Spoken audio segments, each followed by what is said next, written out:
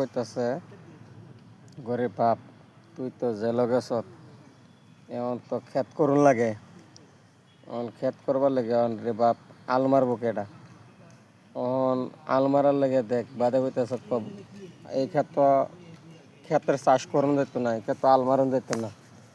কে লেগে এই ক্ষেতের মধ্যে অস্ত্র আছে।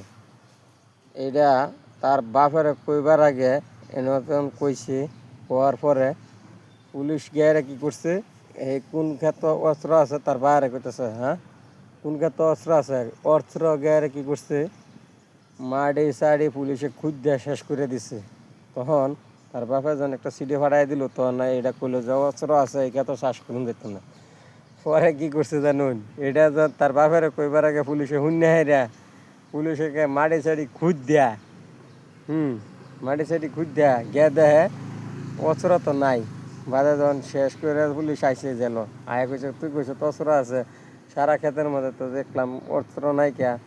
পরে কি হয়েছে জানুন, অস্ত্র তো নাই, বালা কথা।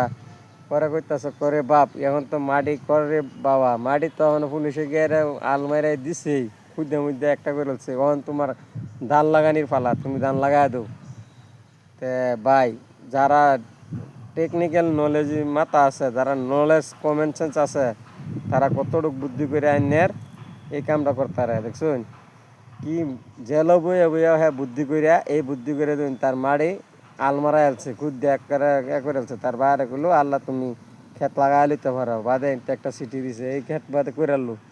দেখুন যারা জেলে থাকে তারা বহুত বুদ্ধি আছে, এদিকে বহুত। তখন এই কথাটা শোনার পরে আইনের মানুষ গেছে গা। এই ঘটনাটা ঘটছে আইনের বাংলাদেশও, বুঝুন। বাংলাদেশের এটার মধ্যে আমি দেখি এখন আমি এটা নিজে নতুন করে কপি করে বানাই আইনের দিলাম, বুঝুন। এটা বাংলাদেশ, এটা বামুনবাড়িয়া এই ঘটনাটা হয়েছে। বামুনবাড়িয়া আর ময়মনসিংহের মাঝামাঝি আর কি, গফরপুর থানার বগলে এরকম কাহিনী, গফরপুর জেলার কাহিনী। এটার লেগিয়া আমি ইন্ডিয়ার থেকে কইছি, ইন্ডিয়ার থেকে ইন্ডিয়াতে হইলেও আমি বর্তমানে নর্থ ইস্টে আছি, ডিমাপুর নাগাল্যান্ড। আপনারা যদি ভালো লাগে দেখে লাইক শেয়ার কমেন্ট একটা করে ফলো করবেন।